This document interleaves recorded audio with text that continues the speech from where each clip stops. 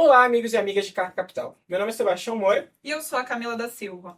Desde 19 de setembro, o movimento estudantil da Universidade de São Paulo tem realizado uma paralisação das atividades. O objetivo do movimento é reivindicar junto à reitoria uma série de demandas, entre elas, um plano concreto de contratação de professores para resolver um problema de falta de docentes que tem causado muitos cursos e habilitações a estarem em risco de serem cancelados. Além disso, os alunos reivindicam a revisão das políticas de permanência de alunos de baixa renda na universidade. E o problema não é pontual. A greve se espalhou em todas as unidades da capital paulista. E, além disso, reverberou em outras greves, como a eclosão na Unicamp. E um ponto mais específico que causou uma enorme repercussão na imprensa, o caso de Ribeirão Preto, onde 100 estudantes tomaram a prefeitura. Hoje, para conversar sobre a greve, a mobilização estudantil e a vivência dos estudantes na USP, a gente recebe aqui na redação de Carta Capital dois convidados ilustres, Thiago Torres e Letícia Chagas. Letícia Chagas é formada na Sanfran, Universidade de Direito da USP, foi a primeira presidenta negra do centro acadêmico da instituição. Muito obrigada, Letícia, pela sua presença hoje.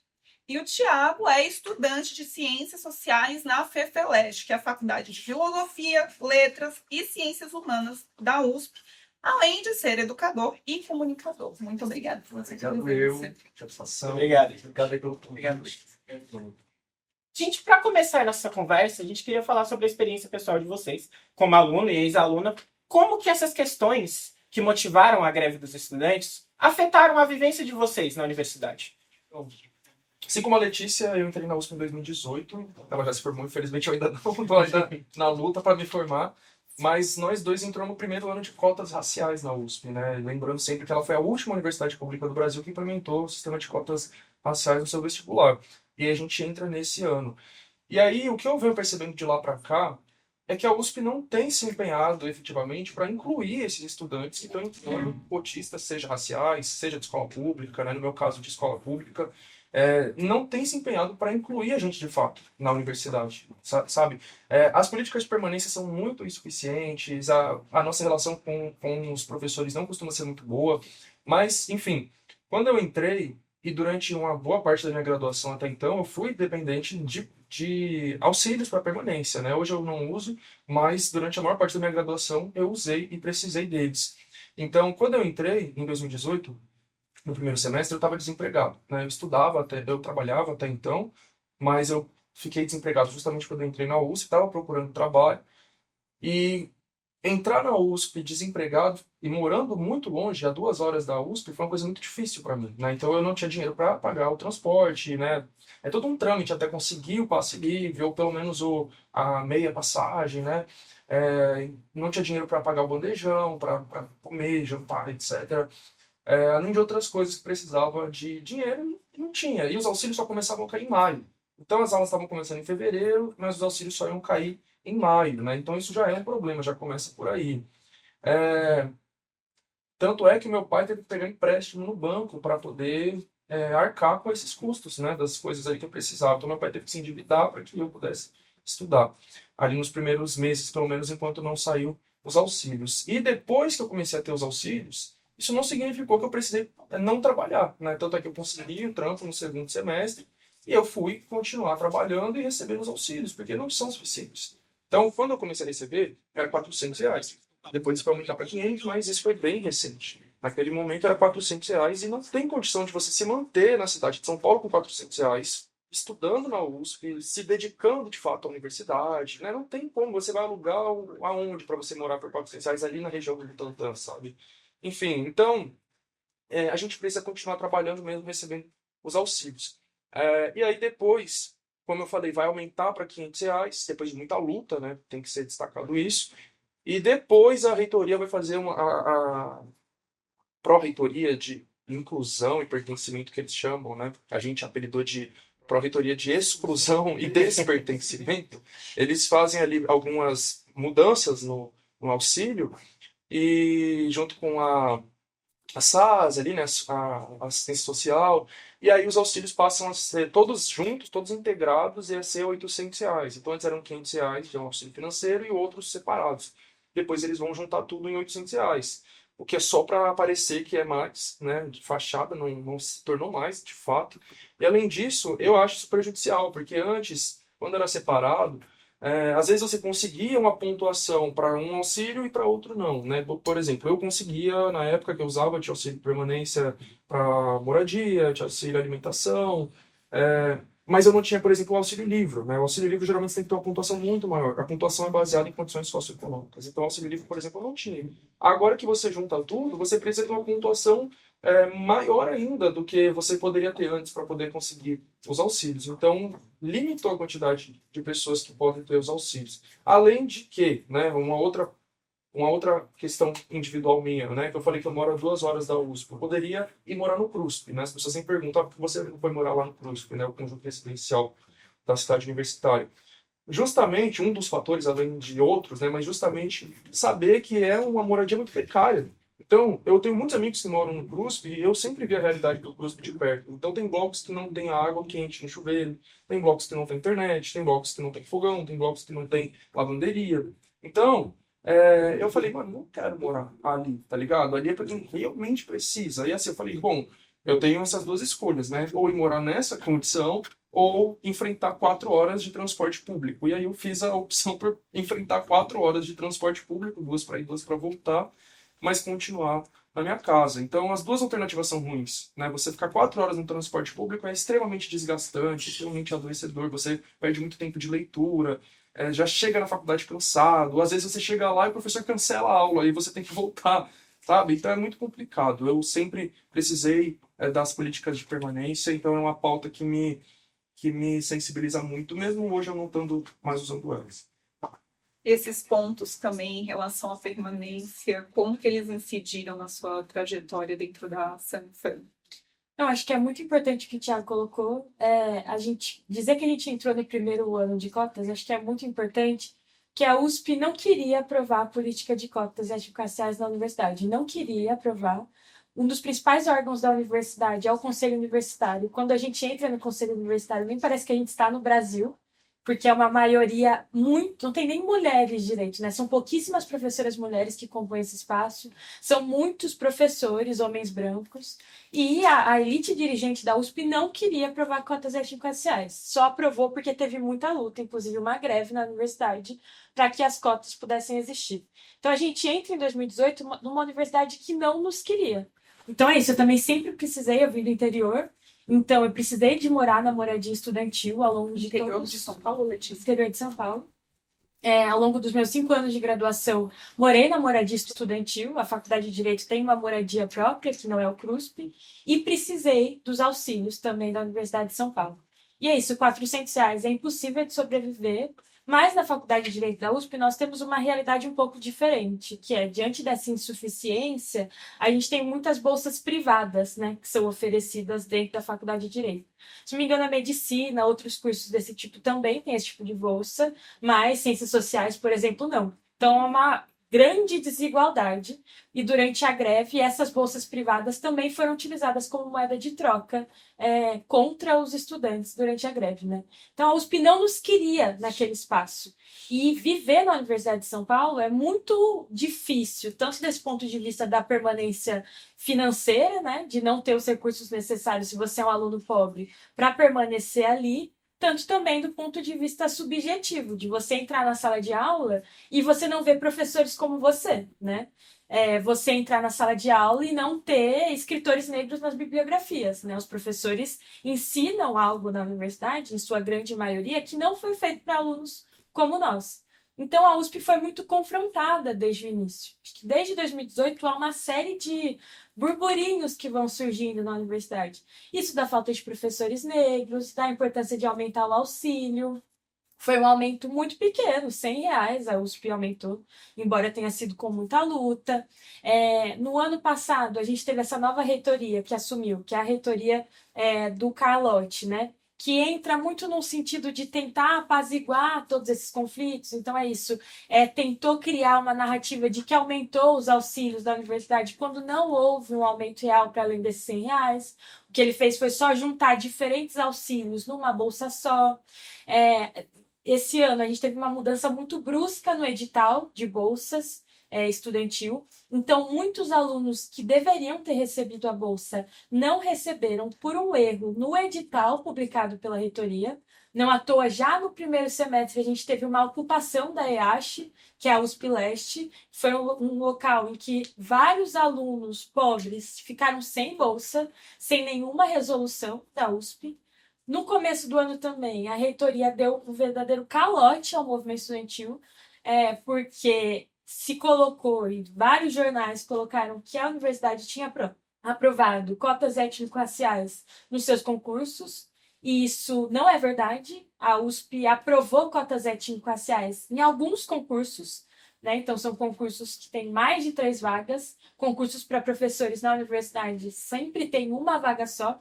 Então, a gente não tem cotas étnico-raciais para professores e muitos alunos sem auxílio permanência, para além da falta de professores. Então, a greve que a gente tem hoje é fruto de uma inação da universidade já há muito tempo.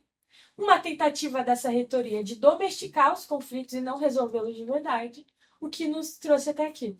Então, a impressão que passa é a seguinte, é como se a questão da política de cotas na mente fosse: a gente já ofereceu essa política, então vocês que se virem para estar aqui, né, para merecer o posto de estudante da melhor universidade da América Latina. Acho importante pontuar também que vocês dois citaram a questão de quando, de maneira muito tardia, a política de cotas entrou na USP. Quando a gente fala da questão dos professores, e a gente vai fazer uma linha do tempo dessa questão, em 2014 é quando a USP chega ali num ápice de professores e funcionários, e desde então esse número só tem diminuído. A USP perdeu cerca de 1.000 funcionários, entre professores especificamente, durante esse período, entre 2014 e 2023, enquanto o número de estudantes só aumentou. Então, mais estudantes, mais cursos sendo oferecidos, professores sendo sobrecarregados, cursos sendo sucateados. E é muito emblemático que isso coincida justamente quando a universidade finalmente participa desse tipo de política de inclusão que pretende colocar um tipo de pessoa, um tipo de juventude, a juventude periférica, a juventude mais pobre do país, dentro da universidade pública. E esses pontos são importantes para você, leitor, espectador que nos acompanha, entender a proporção, como que a gente chega até aqui, né? Então, são estudantes, como o Thiago falou, para chegar até Higienópolis, Butantã, os grandes centros da cidade de São Paulo, são extremamente distantes. Uma série de pontos que vão questionando o quanto você precisa estar naquele espaço, o quanto você deve, né, vão te colocando à prova. E tudo isso se reúne para que os estudantes não consigam estudar. Sem professor, como que você consegue ter um curso qualificado, que é o principal motivo das pessoas quererem estar na USP? E pensando nisso também, bastidor, entender como que chegamos até aqui, como que é pensada, o que precisa ter para chegar numa greve como essa? Como que isso é organizado? Vocês podem contar um pouco dessa questão mais geral e como que vocês estavam ou estão inseridos nessas organizações grevistas enquanto estudantes e ex-estudantes? Eu, particularmente, não sou tão próximo do movimento estudantil hoje. Já fiz parte do centro acadêmico, disputei a eleição do DCE, mas chegou um momento que eu acabei me afastando porque eu não estava muito contente com o que eu via. Desde que eu entrei na USP, uma mesma gestão controlou ali o Diretório Central dos Estudantes, o DCE da USP, né, que era uma gestão que paralisou as lutas estudantis assim, nesses últimos anos. Então eu não via nada de muito proveitoso ali. Eles estavam sempre fazendo festas, comemorando que conseguiram ali um espaço ali de volta que estava fechado, que era importante, de vivência dos estudantes, mas enquanto isso o CRUSP correndo risco de incêndio, uma base da PM sendo instalada dentro da universidade, que é outra pauta que a gente levanta, que é de desmilitarizar a cidade universitária e o campus de Ribeirão. Tirar a PM de dentro da USP, que foi recolocada por Alckmin. Eu digo recolocada porque a PM não entrava na USP desde o fim da ditadura militar. E aí, em 2011, Geraldo Alckmin coloca bases móveis da PM para circular dentro da cidade universitária. Em 2020, o governo Dória constrói uma base fixa ali dentro, né? E de lá para cá, a gente vem sendo mais reprimido. Eu digo mais porque eu já era reprimido pela guarda universitária, já tomei enquadro, tenho amigos que já sofreram agressões. E depois começa a PM a fazer isso dentro da universidade com a gente. Tem um amigo que já foi preso. Enfim, então, essas coisas acontecendo e o DCE fazendo festas, tá ligado? Como se tivesse uma maravilha. E aí eu me afastei do movimento estudantil, falei, isso aqui não faz muito sentido para mim. E aí agora que uma outra gestão que tá lá, que eu percebo que é mais combativa do que a anterior, começou a mobilizar mais essas ideias de fazer greve, fazer mobilização, fazer manifestação. Eu não acompanhei de perto, acredito que a Letícia sim, ela vai poder falar mais disso, né, dos detalhes, mas o que eu vim acompanhando nesse ano foi um aumento muito grande das reclamações assim, das pessoas pelos corredores, nas conversas, os alunos reclamando, né, de que a situação estava piorando, de que a SAS está atrasando o pagamento do auxílio em um mês, e o aluno precisa do auxílio para pagar seu aluguel e atrasou o pagamento em um mês. Alunos de outros cursos, principalmente da Letras, que fica ali do lado das sociais, né, da Letras, falando que, olha, eu não estou conseguindo me formar, eu não tenho professor para dar minha matéria. Então eu vi um aumento muito grande dessa insatisfação. E aí eu participei de uma assembleia que teve lá no meu curso de Ciências Sociais, menos de uma semana antes da greve começar, né? Ali na Letras, foi a partir do dia 18, se eu não me engano, de setembro. Menos de uma semana antes, teve a Assembleia das Sociais, que eu participei. Tinha bastante gente nessa assembleia? Mais ou menos, né? Depende do que é bastante, né? Porque... Em relação aos alunos, claro. Em relação aos alunos, não. Mas em relação aos anos anteriores, sim. Porque anos anteriores a gente estava vendo assembleias muito esvaziadas, sabe? O movimento estudantil muito desmobilizado. Então já tinha uma quantidade um pouquinho maior do que nos anos anteriores. E aí foi aprovado praticamente por consenso, eu acho, a partir do dia 21, se eu não me engano, dia 20, 21, 21. começar um calendário de greve, uma agenda de greve, um regime, um estado de greve, né? Eu lembro até porque eu fui comprar lá um lanche lá na moça que vende e ela perguntou assim, vai ter greve aqui na FEFELESH? Ela queria saber, porque ela trabalha lá, ela depende, né, dos alunos estarem ali. Aí eu falei, sim, né, foi tirado do dia 20, pum. Então a gente estava contando meio que com o dia 20. Tava começando a circular essas ideias, colar cartazes. E aí acontece o episódio lá do Paulo Martins, o diretor da FEFELESH, onde ele manda expulsar os alunos do prédio, assim, do nada. Nesse dia eu estava na minha casa, era segunda-feira, não tenho aula, dia de segunda, mas eu recebi o e-mail. Chegou o e-mail para mim assim, né? A diretoria da FEFELESH manda suspender as aulas e trancar o prédio. Eu falei, o que é isso? Eu fiquei muito surpreso, tá ligado? Eu falei, o que aconteceu, gente? Estão querendo explodir a USP, fazer alguma coisa aí? E eu até brinquei, assim, eu coloquei lá nos meus amigos próximos, eu tirei o print desse e-mail, coloquei lá, falei assim, vocês foram lá depredar a FEFELESH, não me chamaram. Enfim, né? Zoeira, mas eu falei, zoeira, assim, o que tá acontecendo na FEFELESH que eu não tô sabendo, né?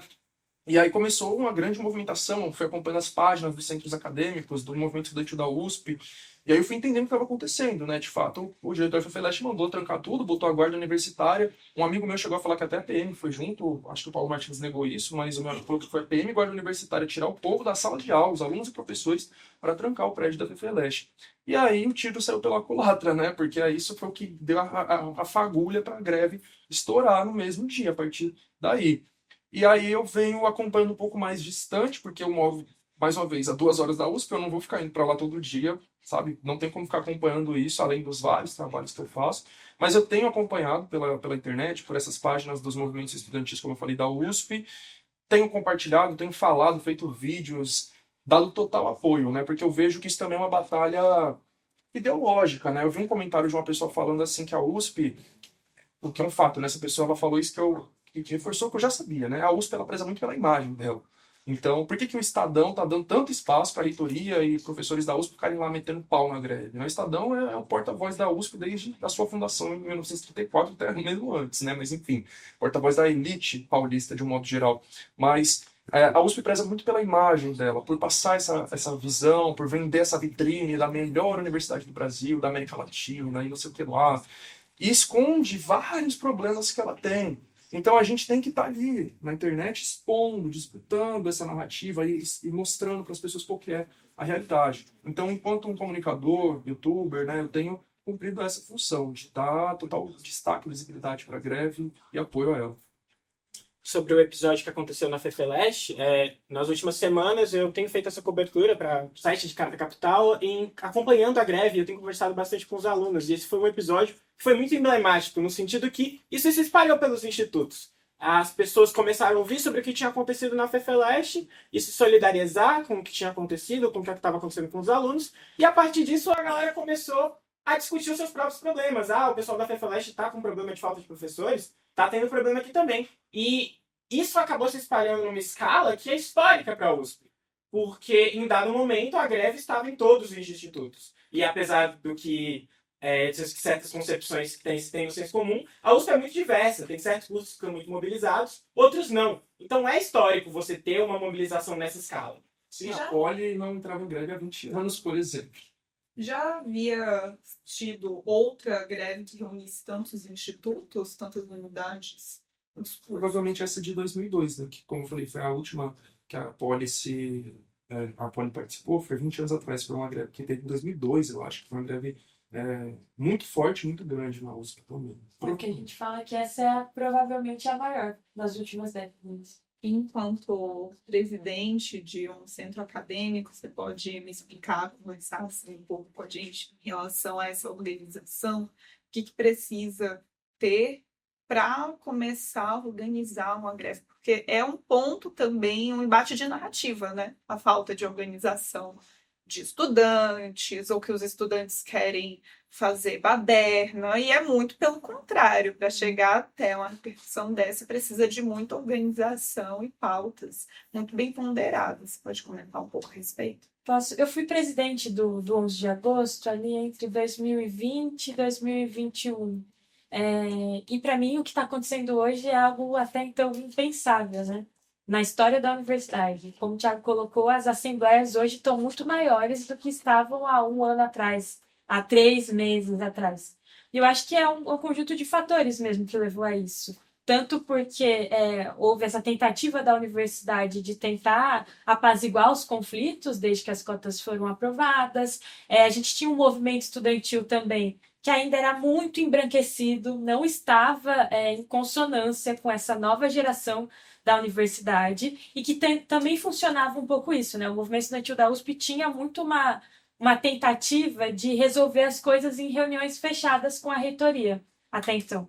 No ano passado, a gente tem uma mudança grande no movimento estudantil da Universidade de São Paulo também. Fiz parte das campanhas para que a gente modificasse, fiz parte das eleições do DCE, e eu acho que isso fez com que essas manifestações, acho que elas não surgem do movimento estudantil organizado, né? Mas a gente tem hoje um movimento estudantil organizado que foi capaz de dar vazão a essas manifestações. Porque no último semestre foram rolando muitas manifestações em vários institutos. Na Faculdade de Direito da USP, a gente teve, como eu coloquei, a gente tem um número grande de bolsas privadas ali, mas a gente tem um problema muito grande em relação a isso da permanência subjetiva, de não ter professores negros. A gente tinha uma mulher negra professora lá, que hoje é aposentada. E a gente tem um problema muito grande de memória, porque a Faculdade de Direito da USP é uma arquitetura colonial. Não sei se vocês já tiveram a oportunidade de conhecer.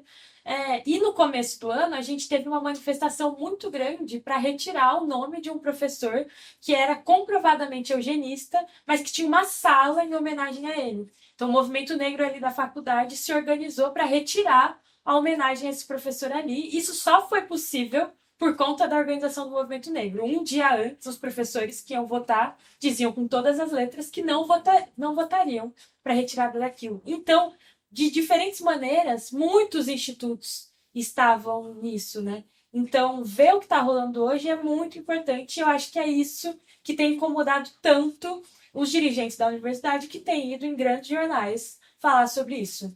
Eles não sabem lidar com a manifestação que a gente está tendo hoje na Universidade de São Paulo, justamente porque é a mais massiva dos últimos anos, e isso tem gerado neles, enfim, um grande ódio que tem se transformado em inúmeras ameaças e numa tentativa também de cooptar esse movimento estudantil, que está com muita força, dizendo que vai permanecer independente e que está tentando aí ter conquistas nessa greve.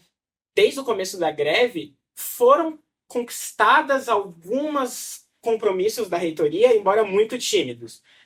No dia 4 de outubro, teve a primeira reunião entre o comando de greve e a reitoria se comprometeu, entre outras coisas, a fazer uma contratação de 148 professores, a mais do que os 896 que já estavam prometidos, mas estão ali travados por uma série de questões burocráticas.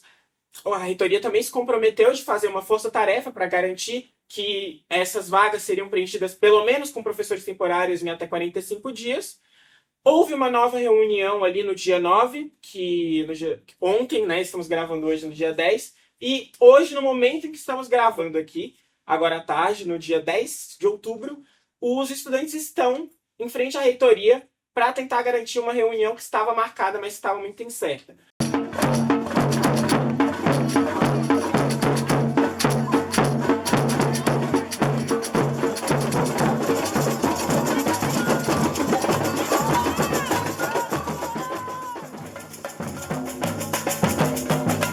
O reitor Carlotti demorou muito tempo para conversar com os estudantes. As mobilizações começaram ali no dia 19, 20, 21. Ele só foi no dia 4 se encontrar com os estudantes, bastante tempo depois. E essas relações têm sido muito turbulentas. Como que vocês veem a maneira como a reitoria está conduzindo essa negociação? O que está faltando para a reitoria ouvir de verdade os estudantes e tratar essas reivindicações como legítimas? A reitoria está lidando com esse tema de uma forma muito ruim, assim. Que primeiro saber que nenhum estudante quer permanecer meses em greve. A greve dá muito trabalho. A greve não é assim, você fazer uma greve e ficar na sua casa. É construir um calendário de greve, é fazer mobilização, inúmeras reuniões com diretoria, reitoria. Então, os estudantes não querem permanecer em greve por muitos meses. Mas a primeira reunião que foi marcada entre a reitoria, primeiro que o reitor nem foi, né? O reitor foi para Paris, sei lá para onde. Estava na Europa. Estava na Europa, enquanto os estudantes estavam fazendo uma greve. As pessoas que foram designadas pela universidade pouco se esforçaram para debater as pautas dos estudantes. Então, a gente foi ter uma nova reunião agora, uma reunião que já teve algumas conquistas muito importantes para a greve, entre elas o aumento, né, do número de contratações e também um prazo menor para essas contratações acontecerem, né, que é até o próximo ano. Então, essa já é uma conquista muito grande na Universidade de São Paulo e uma conquista pouco vista nos últimos anos, né, dentro da universidade. Mas o que a gente está vendo hoje é uma tentativa da reitoria de chantagear os estudantes, né, se recusando a se reunir novamente com eles até que eles terminem a greve, o que é um tipo de ameaça inconcebível, e eu acho que é um absurdo que um reitor esteja fazendo esse tipo de ameaça, porque os estudantes também querem resolver a greve. E se está tão preocupado assim com a imagem da Universidade de São Paulo, por que não se propor a conversar seriamente com os estudantes que também querem pôr fim à greve, mas que querem pôr fim à greve com conquistas efetivas para os estudantes? E eu acho que há até nesses grandes jornais, há um tipo de discurso de alguns professores da universidade que é um absurdo também dizer que os estudantes não teriam pautas para se debaterem. E eu acho que isso é um reflexo do tipo de professor que nós temos hoje na Universidade de São Paulo, que está totalmente descolado com a nova geração de estudantes que estão ali, que não sabem minimamente quais tem sido o tamanho dos conflitos que acontecem na universidade nos últimos anos e que pouco tem contribuído também para encontrar uma mediação para colocar fim à greve. Ninguém quer uma greve indeterminada. A greve é um instrumento político, é um instrumento de luta para conseguir conquistas. E assim que essas conquistas forem conquistadas, a greve vai acabar. E a gente esperava o mínimo da reitoria para também querer pôr fim a esse instrumento. Essa questão de professores, eu acho importante destacar sempre que a gente quer a contratação de mais professores, e a gente quer a contratação de mais professoras negras e indígenas também. Porque esse problema da desconexão dos professores com a nossa realidade é um outro problema que dificulta a nossa permanência ali no curso. Sabe? Eu literalmente já abandonei matéria por causa de falas de professores, eu me desmatriculei de uma matéria porque eu não conseguia conviver com a professora, eu já abandonei a aula, saí da sala e não voltei mais porque o professor tinha falado coisas absurdas, e às vezes não vale a pena você ficar ali batendo boca, né? Professores universitários não gostam de ser contrariados, então você pode apresentar 1000 argumentos que ele vai continuar com aquela posição dele, e você fica queimado, né? Diante dele, da turma. Então também só contratar mais professores para vir mais dessas pessoas aí de uma elite intelectual completamente descolada da realidade, para falar coisas absurdas e muitas vezes até mesmo racistas e elitistas, também não é isso que a gente quer, né? A gente quer que a USP mude a sua estrutura completamente. Então precisa de professores mais preocupados com a nossa realidade, que também têm passado por essa realidade, que tenham sido alunos trabalhadores, que eles entendam que o aluno dele também trabalha, ele não tem como mandar a gente ficar lendo um livro de uma semana para outra, em francês, inclusive, né? Exigir que o aluno saiba falar vários idiomas ali, o aluno que acabou de entrar na universidade com 17 anos, mas é que a maioria que sempre entrou lá sempre soube, né? E eles estiveram ali ao longo das últimas décadas dando aula para essas pessoas, então eles não estão preparados para lidar com a gente agora. E essa é a primeira grande mobilização de estudantes, justamente desde que a USP implementou cotas, né? Desde que a luta dos estudantes arrancou as cotas da USP. Eu acredito que esses professores eles devam estar furiosos, eles devem estar com medo, eles devem estar pensando, eu fico brisando, né, o que se passa na cabeça deles. Eles devem estar falando ali, a gente abriu espaço para esses aí entrarem, né? E olha o que eles fizeram aí, que eles estão fazendo com a nossa universidade. Então eles devem estar, assim, sabe, furioso com essa mobilização. O que é muito importante, é muito bom, né? É bom que eles estejam incomodados mesmo, porque se a gente entra ali para se adaptar àquele lugar e ficar quietinho na nossa, não vale a pena. Pelo contrário, a gente tem que entrar ali para estremecer a estrutura daquele lugar. Lidar com o Brasil diverso, né?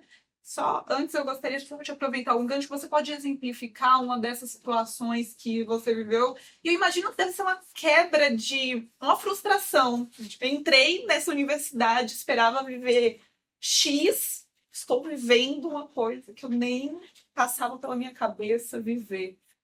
Se, por exemplo, o caso de se desmatricular ou alguma outra situação. Ai, são muitos exemplos, né? Desde que eu entrei na USP até hoje, assim, não muda, sabe? Os professores continuam cabeça quadrada e falando coisas assim. Professores e alunos, né? Mas os professores, eu acho que chega a ser mais, porque no curso de Ciências Sociais, a gente está lidando ali com intelectuais, né? Pessoas que são aí grandes referências na área das ciências sociais no Brasil e para o mundo. Né? Então eu tive aula, por exemplo, com o André Singer, que foi porta-voz do governo Lula, que criou o termo lulismo, por exemplo, que é um cara super referenciado na ciência política. Não vou criticar ele aqui, na verdade ele foi um dos poucos professores que eu realmente gostei ali, mas eu estou dando um exemplo de o quão renomadas são as pessoas ali daquela faculdade, daquela universidade. Né? O próprio ex-presidente Fernando Henrique Cardoso, formado ali, foi professor ali também. Então são muitos os exemplos. A única professora negra que eu tive ali nesses 5 anos e meio foi a Márcia Lima, que agora saiu de lá para ir trabalhar no Ministério da Igualdade Racial, KNL Franco. Então a USP é uma grande produtora de pessoas que vão ocupar cargos públicos, e ela já é fundada ali em 1934 com esse objetivo, né? Mas enfim, então, quando eu entro ali em 2018, com 17 anos, saindo de uma escola pública estadual extremamente precarizada, onde eu era uma das pouquíssimas pessoas que gostava de falar sobre política e questões sociais, né? Eu entro ali no curso de Ciências Sociais falando, nossa, vai ser incrível para mim, eu vou ter uma oportunidade de trocar essas ideias que eu gosto, com pessoas que também gostam de trocar essas ideias. E no primeiro dia que eu me ponho em contato com aquele pessoal, no grupo do WhatsApp, eu já tenho briga com eles, tá ligado? Eles me colocaram no grupo do WhatsApp, a gente começa a debater sobre política, debater não, conversar, né? As opiniões relativamente parecidas, mas o pessoal falando, assim, de uma forma muito pedante, muito intelectual, com termos muito academicistas, muito rebuscados, muito técnicos, citando autores. Eu vendo pessoas ali com 17 anos como eu, que já tinham lido muitos livros acadêmicos e que já sabiam falar vários idiomas e que já sabiam tanta coisa, eu não sabia quase nada, então aquilo já foi intimidador para mim por si só. E aí eu arrumei confusão ali no grupo. Mas aí quando começam as aulas, logo no primeiro semestre já tem esses choques de realidade muito grandes, assim, com falas de professores, né? Eu lembro que na Sociologia 1, o professor falou numa determinada aula assim, se algum dia vocês tiverem a oportunidade de ir numa favela, vocês vão ver que lá é assim, assim, assado. E aí eu virei pra minha amiga, assim, minha parceira lá do Capão, falei, mano, se eu tiver a oportunidade de ir numa favela, sabe, é como se fosse um evento da sua vida, ir numa favela.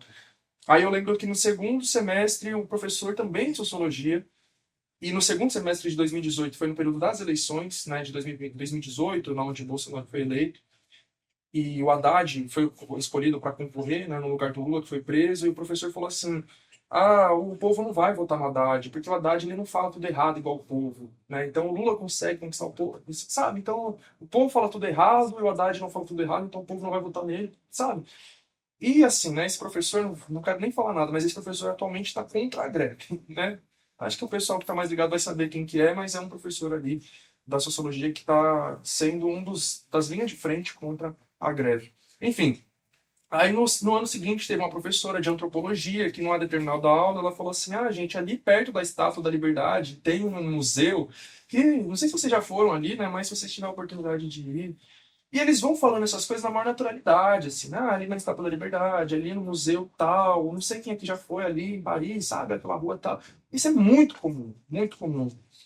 E aí, a matéria que eu falei que eu me desmatriculei, porque eu não aguentei, assim, né? O que acontece? Quando eu entrei em 2018, como eu disse, eu trampava, eu fazia as aulas só de noite. 2019, trampava, fazia as aulas só de noite. O perfil do aluno de noite é diferente de tarde e de manhã, né? Porque de noite é o pessoal que trabalha ao longo do dia. Então, à noite é onde você vai encontrar os alunos negros, os alunos indígenas, os alunos, e já são muito poucos, né? Os alunos pobres, periféricos, etc, né? De tarde e de manhã na USP, você praticamente só vê branco, playboy. E de escola particular. E aí veio a pandemia, né? E com a pandemia eu também saí do trampo que eu tava, as aulas começaram a ser online, então eu tinha mais flexibilidade nos meus horários, eu comecei a pegar matérias tanto de manhã, quanto de tarde, quanto de noite. E aí quando acabou a pandemia e voltou às aulas presenciais em 2022, eu cometi o erro de pegar a matéria de manhã e de tarde, porque eu estava acostumado a fazer durante a pandemia no ensino online, fui tentar no presencial fazer de manhã e de tarde, para mim faltou tudo. Eu cheguei numa aula, primeiro dia de aula, eu cheguei atrasado, né? A sala já estava lotada. Tinha tipo uns 60 alunos na sala. Eu sentei lá no fundo e olhei assim.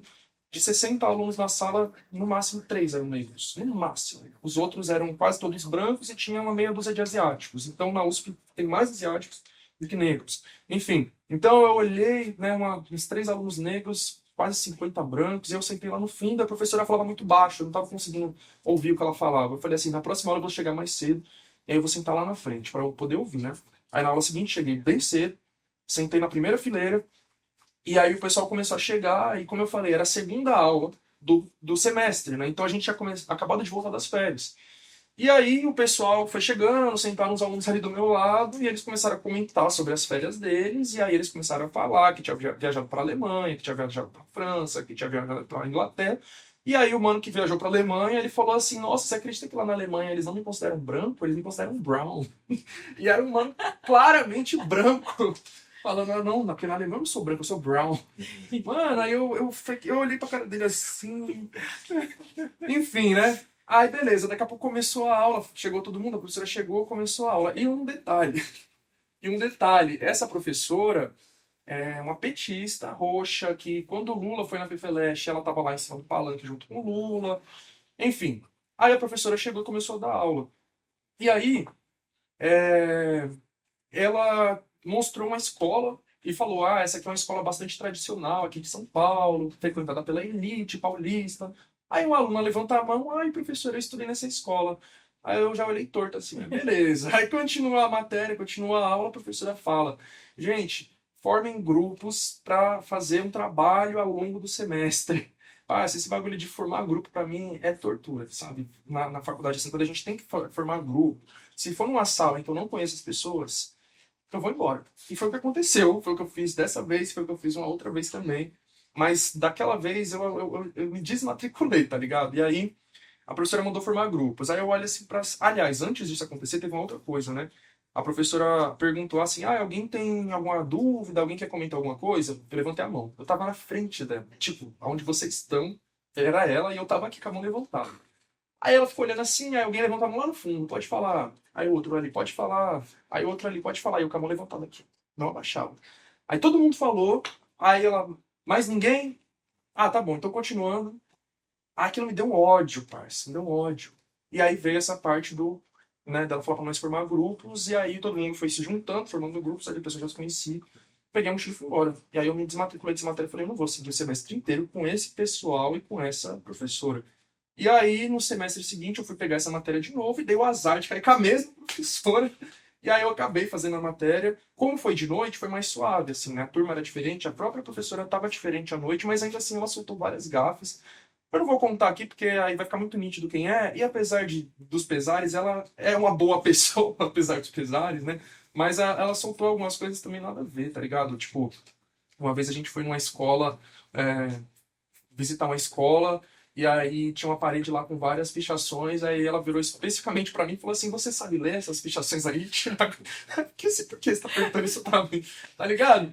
Esse referencial que os professores têm, essa desconexão dos alunos é uma coisa muito marcante da USP, né? Eu nunca vou esquecer do meu primeiro semestre de jornalismo, em que um professor ele disse pra gente que uma dica muito importante para ser um jornalista era fazer um exercício antropológico, andar de ônibus, para você saber o que o povo está falando, partindo do princípio que os seus estudantes não eram do povo, eles eram outra coisa, que estuda o povo, que não é o povo.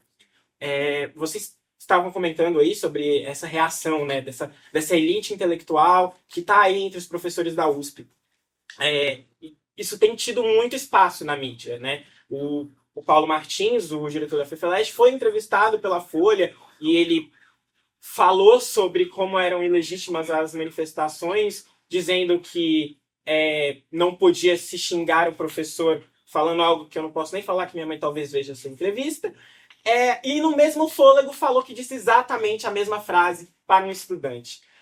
O professor Eugênio Butti, que é colunista do Estadão e professor da Escola de Comunicação e Artes, também fez uma coluna ali criticando a greve como ilegítima. Tivemos manifestações de professores da Sanfran, de professores da FEA, e esse posicionamento dos professores contra a greve, ele meio que parte de um discurso muito específico, pelo que eu tenho notado, que fica feio falar que os alunos não têm direito a se reivindicar suas demandas. Então, o discurso parte de dois eixos. Um é falar, essas coisas que estão pedindo já foram feitas. Estão pedindo o professor, mas já vai ser contratado o professor.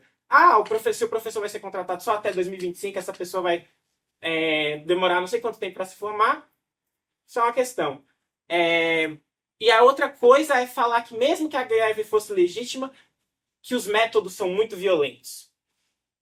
Qual é a resposta de vocês a esse discurso? Assim, esse é um discurso ridículo de dois pontos de vista diferentes. Assim, acho que tanto porque a partir de uma discussão sobre o que tem que ser o movimento estudantil, e uma outra coisa, eu acho que os discursos que têm saído são discursos que são racistas no limite, assim. E eu acho que após a greve é muito importante que a gente tenha pesquisa sobre os discursos que foram criados durante a greve. Primeiro, esse discurso de que são métodos violentos é totalmente falacioso. Os estudantes estão fazendo um método que, obviamente, os professores que nunca tiveram que fazer luta na vida desconhecem o que é um piquete, que é basicamente você fazer uma coisa que chega a ser bonita, né? De você amontoar um monte de cadeira assim para não ter aula. E isso só existe porque houve uma assembleia estudantil que votou para que aquilo acontecesse, então não é nada autoritário. Uma expectativa dos professores de que o movimento estudantil tinha que funcionar à base de conversinha de gabinete. O movimento estudantil não é isso. O movimento estudantil tem que ser independente de reitoria, de governo. A gente tem que ter um movimento estudantil que não tenha medo de lutar pelos direitos dos estudantes. E o que a gente está vendo hoje na Universidade de São Paulo é uma tentativa dos professores de dizer que o movimento estudantil tinha que ser uma coisa que ele não nasceu para ser assim. O movimento estudantil lutou contra a ditadura militar, por exemplo. Nada para nós foi fácil.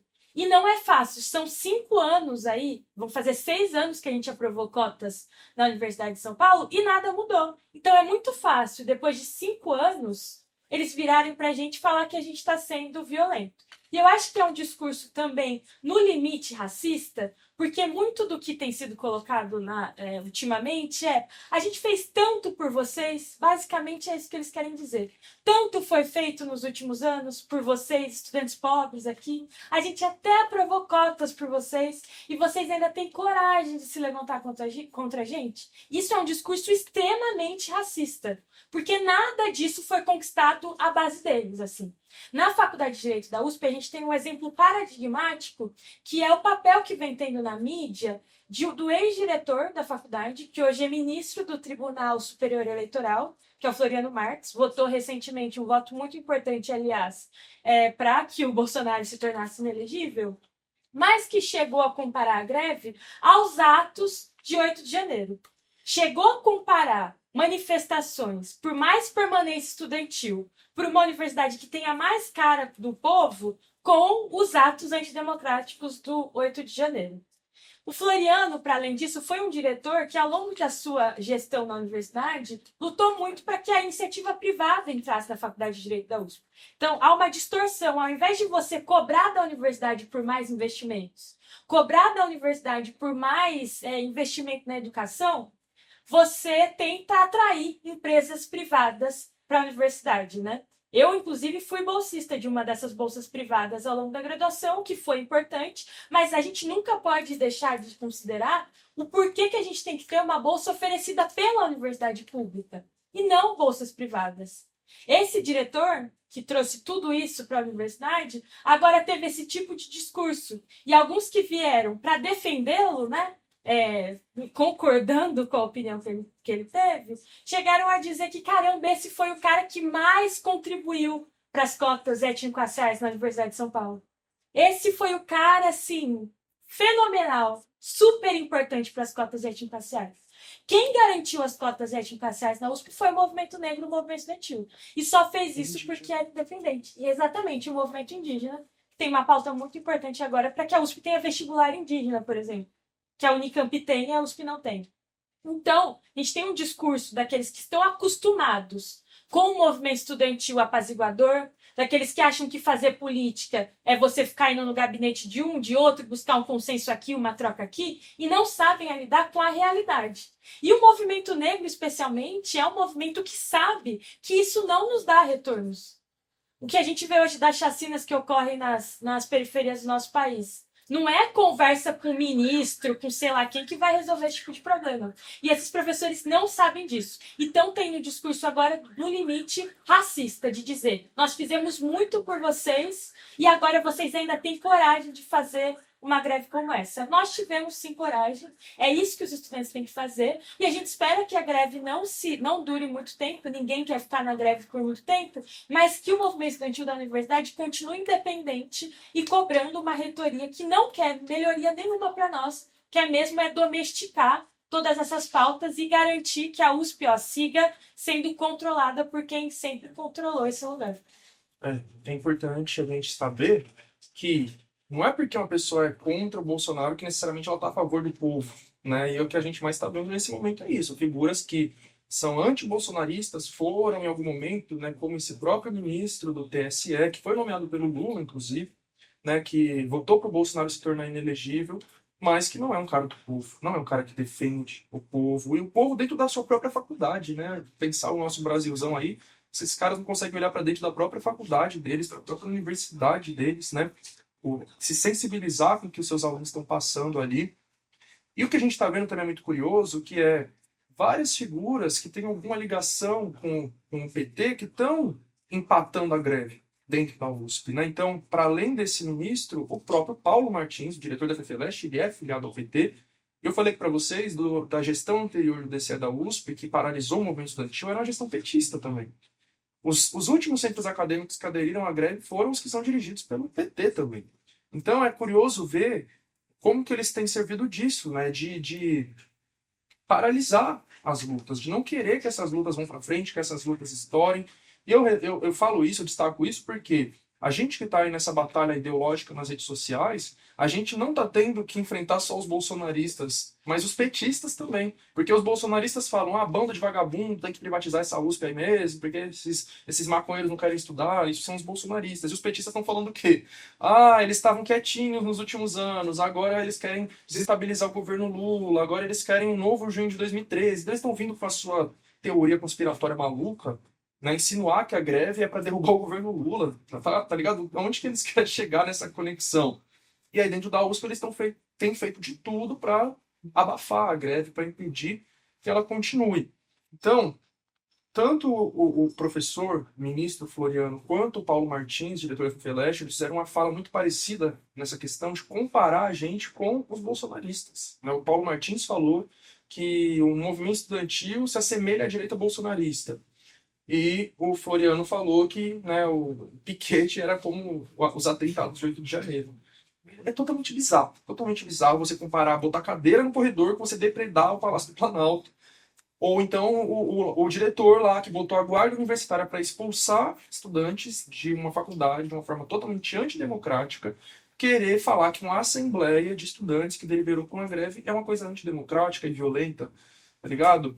Então me preocupa muito, né, sai um pouco da especificidade da USP, levando aí para a política nacional, me preocupa muito esses discursos petistas que têm sido desmobilizadores, de falar que qualquer mobilização que a gente fazer agora vai trazer um novo junho de 2013, né, esse fantasma aí que é o fantasma do supostamente do início do fascismo no Brasil, então eu não concordo com essa tese, de falar que isso vai derrubar o governo Lula, então a gente não tem que se mobilizar, e a gente vai ver isso reverberando, por exemplo, na greve dos metroviários, dos trabalhadores da Sabesp, onde pessoas do PT também ficaram contra, falaram que eles estavam quietinhos e agora eles querem fazer greve e querem um novo... Então eles vão ficar sempre nesse discurso, tá ligado? Então pode privatizar a Sabesp, pode privatizar o metrô, pode fechar a USP, pode fazer o que for, que na cabeça desse pessoal é melhor a gente ficar quieto, calado, porque qualquer A que nós falar vai derrubar o governo Lula e, enfim, já tô ficando estressado.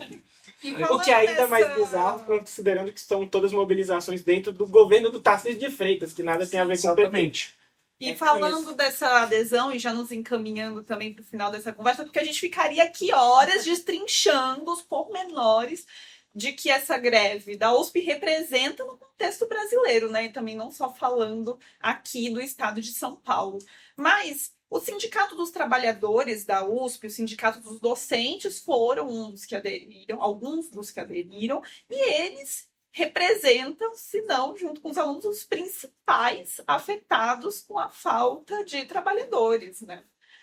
Mas, ao mesmo tempo, esses representantes foram intimidados, não conseguiram entrar em reuniões, não conseguiram participar de forma ativa dessa greve, como poderiam ter tido espaço, principalmente para as negociações, né? Então, primeiro eu gostaria de ouvir de vocês a respeito por que não deixar esses trabalhadores e docentes reivindicarem melhorias é estratégico. Quem se beneficia e o que poderia ser diferente caso esses trabalhadores e docentes pudessem estar ali de forma ativa. E aí, para complementar aqui, eu gostaria que você, Letícia, por favor, falasse um pouco a respeito dos outros casos de intimidação, o que isso tem repercutido. E você, Thiago, por favor, em sua fala final, o que você percebe de repercussões do futuro em relação a essa greve? Eu digo não em relação à continuidade, mas nos seus impactos dentro da universidade. Não, primeira coisa, eu acho que isso é uma tentativa da reitoria de desunir as categorias de professores, funcionários e alunos, né? Porque o que faz a greve da USP estar tão grande não é só a adesão de todos os institutos, mas o apoio de professores, de funcionários. Está rolando agora uma greve na Unicamp. Durante a greve na USP, a gente teve uma greve muito importante, que foi a greve dos metroviários, a greve da Sabesp aqui, que os estudantes se somaram. Então, é uma greve de vários serviços aqui do estado de São Paulo se levantando contra a precarização do serviço público e também uma greve que, sim, é política e também é contra o governo do Tarcísio. Quando a reitoria não deixa os trabalhadores participarem dessas tratativas com os alunos, é uma tentativa de dividir esse movimento, né? De tentar diminuí-lo a partir dessa divisão. E eu acho que, assim, a posição que os professores estão tendo é muito importante, mas também, infelizmente, não é a posição de todos os outros professores, porque a gente sabe que hoje na Universidade de São Paulo a presença da iniciativa privada, de empresas, é tão forte a ponto de muitos professores nem ligarem para a situação que eles estão tendo na Universidade de São Paulo. Muitos professores só querem ser professores da USP porque isso traz visibilidade para eles. Porque é muito bonito, é muito bom, é um prestígio dizer que é professor da USP. Mas ele tem uma série de outras rendas para lidar. A Faculdade de Direito é um grande exemplo disso. Vários professores que são grandes advogados, são ministros e que não precisam do salário de professor. E que é por isso que vão na mídia para falar mal da greve. Porque eles não precisam dessa manifestação. Que eles pouco se importam com o valor que eles estão ganhando ali na universidade. Porque eles têm muitos outros jeitos de ter renda. E a iniciativa privada na universidade, agora na greve, a gente está vendo também os riscos do que é uma iniciativa privada que vem quase que tentar ali tirar o papel do Estado, né? Se a gente tem bolsa privada, se tem empresas que querem investir na universidade, não precisa da USP dar dinheiro. Isso é um absurdo. Ao longo da greve, a gente teve situações de ameaças dos alunos, dizendo, olha, por conta do que está rolando na greve, por conta e, enfim, vocês não querem terminar com a greve, vocês estão falando mal de um, de outro nas mídias, a gente vai perder patrocinadores e vocês vão perder bolsas estudantis que vocês têm aqui. Essas ameaças foram feitas por dirigentes, por pessoas envolvidas dentro da Universidade de São Paulo. Por conta da greve, e vocês vão perder bolsas privadas por causa de vocês. A culpa é de vocês. Isso é mais um exemplo do porquê que a gente luta por permanência de qualidade oferecida pelo Estado, pela Universidade de São Paulo. Porque nunca, e isso acho que é mais um traço muito racista, de você usar uma política de permanência que as pessoas precisam para sobreviver na universidade, para que elas acabem com uma greve onde elas justamente estão lutando para ter mais condições de permanência, assim. Na faculdade de Direito, esse tipo de ameaça foi muito presente ali, e a gente não pode deixar que isso siga acontecendo, assim. E acho que é muito importante esse recado que os estudantes estão tendo, dizer que o movimento estudantil é independente. A gente quer acabar com a greve novamente. Óbvio que queremos acabar com a greve, porque ninguém quer ficar na greve por meses. Mas a gente precisa que a reitoria da universidade, os professores, tenham um compromisso real com a mudança da universidade. Que eles entendam realmente a urgência de fazer essas modificações. E não que sigam lidando com o movimento grevista como se estudante precisasse fazer luta só a partir da institucionalidade. Não precisa. Para quem é pobre e preto no Brasil, lei nunca funcionou. Sempre o que funcionou foi a mobilização. E sobre isso de fazer a luta de uma forma mais institucional, também lembrei de uma fala do Paulo Martins, onde ele fala, na minha época, a greve era discursiva. O que ele quer dizer com isso, né? Greve discursiva. Enfim, então é isso. Esse pessoal aí, eles estavam acostumados a tudo tá calmo, mansinho e jogar algumas migalhazinhas ali. Se você não aceita, eles pulam para cima igual os leões, que é o que a gente está vendo agora, né? Eu lembro que quando eu entrei em 2018, o mesmo professor que falou, se um dia vocês tiverem a oportunidade de ir numa favela e tal, esse mesmo professor já falou pra gente na primeira aula, assim, se preparem, porque aqui na USP a gente tem greve a cada 2 anos. Não lembro se ele falou que era na USP ou só na FEFELESH, né? Mas se era na USP, eram greves pequenas, que não iam para todos os institutos, como é essa de agora, né? Ele falou, a cada 2 anos tem. E desde que eu entrei lá não teve nenhum, tá ligado? Então de lá pra cá não teve nenhum. Então provavelmente porque essa última gestão aí não mobilizou isso, né? É um dos fatores, provavelmente. E agora tá tendo, né? Então você me perguntou sobre o que eu acho que isso vai reverberar para o futuro e tal. Eu acho que é mostrar para os ingressantes que é possível lutar e conquistar coisas, tá ligado? Porque eu não tive essa experiência. Como eu falei antes, eu saí do movimento estudantil que eu me desiludi. Falei, isso daqui é uma ladainha. Então isso para mim não fazia sentido. Eu saí fora daquilo ali. Agora isso é uma coisa inspiradora, isso é uma coisa bonita, né? Eu fui no ato ali que a gente saiu da cidade universitária do Portão até o Largo da Batata. E aí, quando eu parei, assim, subi ali a escada do metrô, Butantã e vi a multidão passando, eu fiquei emocionado. Falei, olha quanta gente na rua, eu nunca vi isso nesses anos que eu tô na USP, nesses 6 anos. Então, isso vai deixar um legado, isso vai deixar uma inspiração para quem entrou agora, para quem entrou ano passado, ou para quem já entrou antes, como eu, de falar, olha só, o que a gente é capaz de fazer, o que a gente já está conquistando, e o que a gente ainda pode vir a conquistar. Eu acho que a gente ainda tem que dobrar essa aposta e botar mais pautas aí na mesa, tá ligado? A gente está falando muito da contratação de professores, da permanência, mas a gente tem que falar, como eu já disse, de tirar a polícia militar da USP, pauta de cotas para pessoas trans e travestis, vestibular indígena, como a Letícia falou. O ideal é que acabasse o vestibular, né? Mas enquanto isso não é possível, um vestibular indígena, dentre outras coisas. Devolução dos blocos D, K e L do CRUSP, né? Porque o CRUSP, além de estar caindo aos pedaços, a reitoria ainda expulsou os moradores do bloco D, do bloco K e do bloco L. Os blocos estão lá inutilizados, enquanto um monte de aluno está precisando de moradia. Além O CRUSP, só para contextualizar para quem não conhece, é o conjunto habitacional dos estudantes ali da USP, que foi conseguido através de uma ocupação também, não foi algo que foi dado, foi conseguido através de luta, e que é um dos grandes campos ali de disputa entre o movimento estudantil, os estudantes e a reitoria, só para contextualizar um pouco. Eu acho muito importante falar isso, né? O CRUSP é fruto de ocupação, é fruto de luta. Então, tanto o CRUSP quanto as cotas, que são as 2 únicas conquistas que a gente tem ali de grande relevância naquela universidade, não vieram de benevolência da reitoria, vieram de muita luta, tá ligado? O CRUSP vem da época da ditadura militar, então os alunos ocuparam o CRUSP, foram tirados de lá na base da porrada pelo exército, depois ocuparam de novo os prédios que eram para receber atletas, para se hospedar ali. A reitoria construiu o prédio para receber atleta, mas não construiu o prédio para estudante morar. E aí, por ocupação, aquilo foi conquistado. Por ocupação, as cotas foram conquistadas. Ocupação, greve, piquete. é só através da ação direta que a gente pode ter conquistas significativas para a nossa vida, seja dentro da USP, seja na rua, na vida, em qualquer lugar da nossa existência. Queria agradecer aqui pela presença do Thiago e da Letícia. Muito obrigado, foi muito bom ouvir as reflexões, as perspectivas de vocês. As portas de Carta Capital seguem abertas para ouvir vocês sobre diversos temas. Se você é um estudante da USP ou um estudante de alguma outra universidade e você tem alguma coisa que está acontecendo na sua universidade, sugere uma pauta para a gente, manda e-mail, a gente tem feito essa cobertura e aqui na Carta Capital a gente entende que é importante sempre estar cobrindo esse tipo de mobilização popular. Bom, reforço aqui meus agradecimentos, a gentileza de conceder esse tempo, de dividir nessas reflexões aqui conosco. E muito obrigada a você que nos acompanhou até o final. Não se esqueça de se inscrever, de deixar o seu like, de compartilhar, enfim, reforço também de comentar aqui, porque tudo isso é muito importante para que os algoritmos entendam a qualidade do nosso conteúdo e que isso chegue até mais pessoas. Muito obrigada e até a próxima.